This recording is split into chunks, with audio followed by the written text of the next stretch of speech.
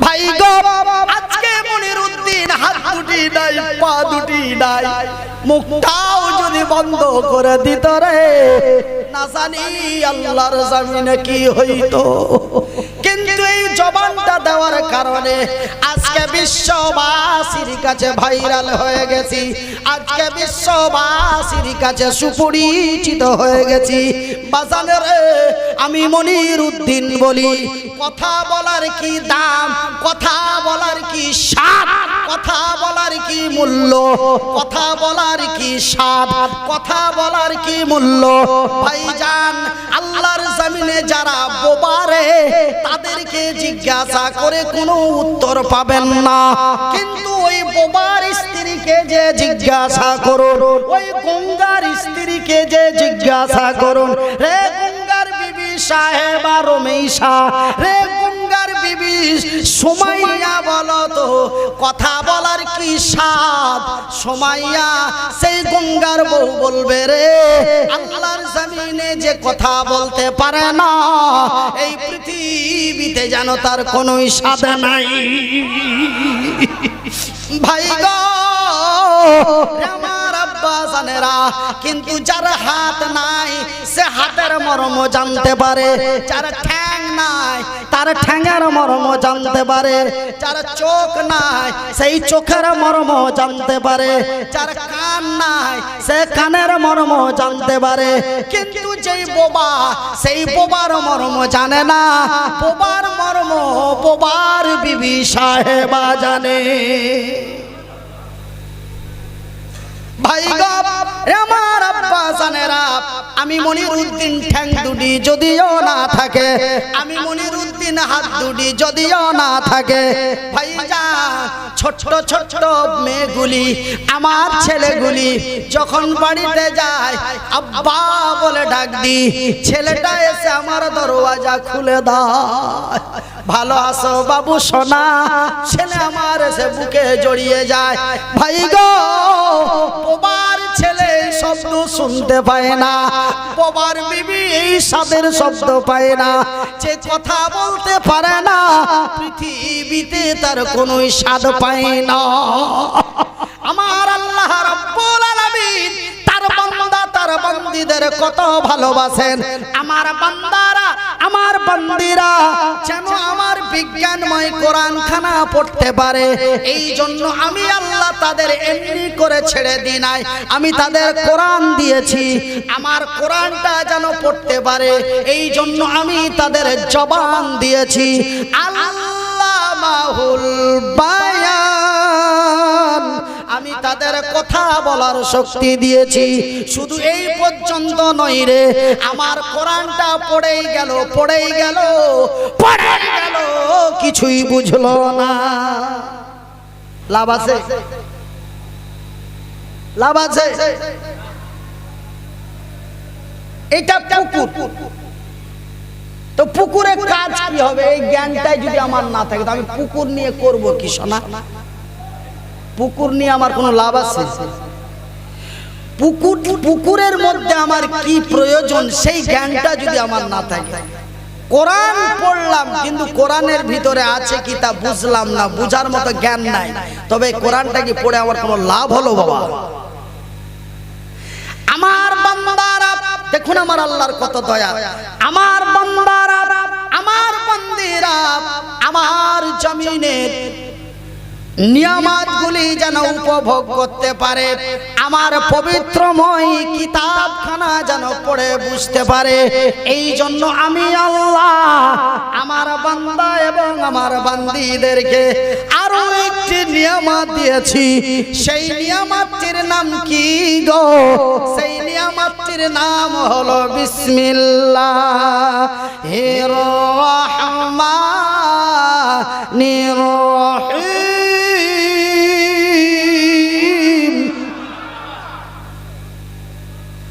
ওয়ামা উতীতুম মিনাল ইলমি ইল্লা কালিলা। ভাইজান, পকেটের মোবাইলটা 40,000 টাকা, বিশাল দামের মোবাইল না গো, পকেটের মোবাইলটার দাম 40,000 টাকা, কিন্তু সোনারে বডিটা স্টিল, যেমন লম্বা তেমন তাজা, তেমন উঁচা তেমন চওড়া, ঠিক এমনই এক স্টিল বডি সালমান খান ও করে যে ভাই গো। কিন্তু বন্ধুরে এই স্টিল বডির মূল্যটা কোথায়?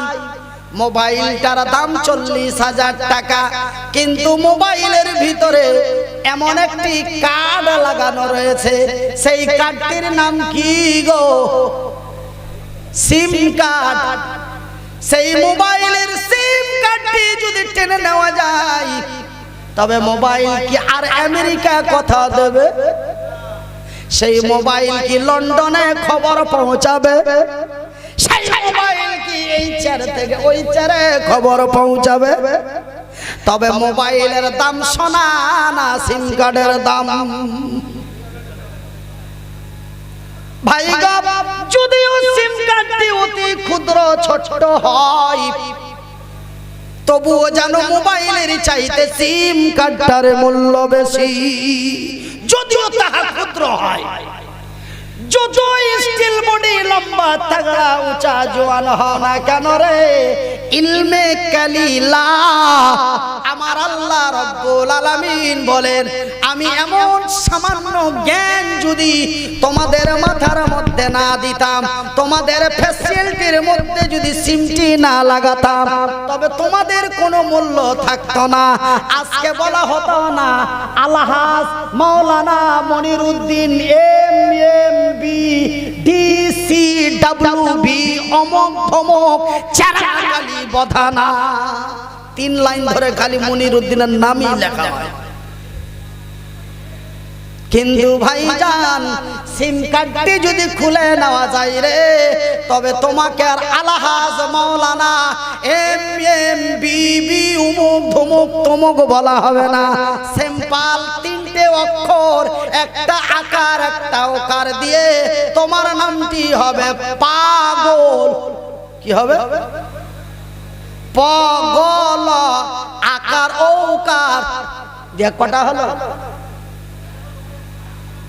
তবে ভাইজান, আমার আব্বা জানেরা, আমার বান্দারা, আমার বান্দিরা যেন আমার জমিন থেকে এমনই নিয়ামত আইসময় ভোগ করতে পারে, এই জন্য আমি আল্লাহ তাদের জ্ঞান দিয়ে তৈরি করেছি।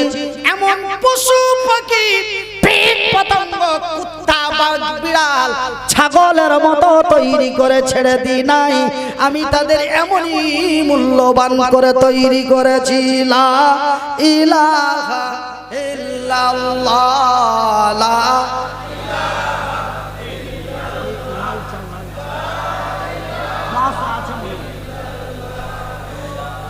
লা ইলাহা ইল্লাল্লাহ, লা ইলাহা ইল্লাল্লাহ। একই তোমার খেলা গো মাওলা, একই তোমার লীলা, একই তোমার খেলা গো প্রভু, একই তোমার খেলা। সকাল বেলায় শুকনো মাটি খোদা পানি সন্ধ্যা বেলা, একই তোমার খেলা গো প্রভু, একই তোমার খেলা। সকাল বেলায় শুকনো মাটি খোদা পানি সন্ধ্যা বেলা। ভাইজান বন্ধুরে, আমার আব্বা জানেরা, আমার পর্দা নাসিন মায়েরা, শুনে যান রাতের বেলা আমি মনিরুদ্দিন বলি বন্ধু ভাই গো, আমার আল্লাহ রাব্বুল আলামিন তার বান্দা তার বান্দীদের এমনই ভালোবাসেন। কিন্তু এইবার প্রশ্নটা আমার কাছে এসে যায়, মনিরুদ্দিন ভাই তার যে এতই দয়া, তার যে এতই মায়া, সে যে তার বান্দা বান্দীদের এমনই ভালোবাসেন। ও গো মনিরুদ্দিন ভাই, কেউ যদি কাউরি যদি ভালোবাসে সে কি তারে শাস্তি দিতে পারে, সে কি তারে কষ্ট দিতে পারে, সে কি তারে অসুবিধায় ফেলতে পারে? এটা একটা প্রশ্ন নাকি ভাই? ভাইজান বন্ধুরা, আপনি যে প্রশ্নটা করেছেন প্রশ্নটা হলো রাইট, একদম 100% শিওর প্রশ্ন করেছেন।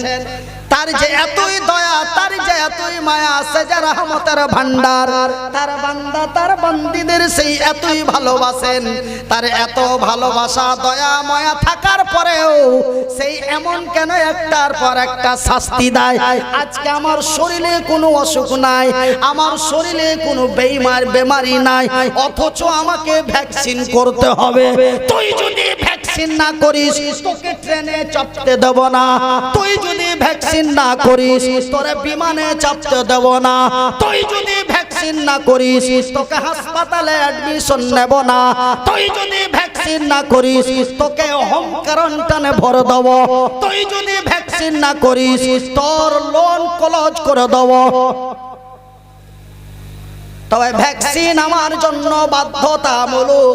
ভারতীয় ডকুমেন্টস দিতে গেলে তার আধার কার্ডের প্রয়োজন, ভারতীয় ডকুমেন্টস দিতে গেলে তার ইন্টারন্যাশনাল পাসপোর্ট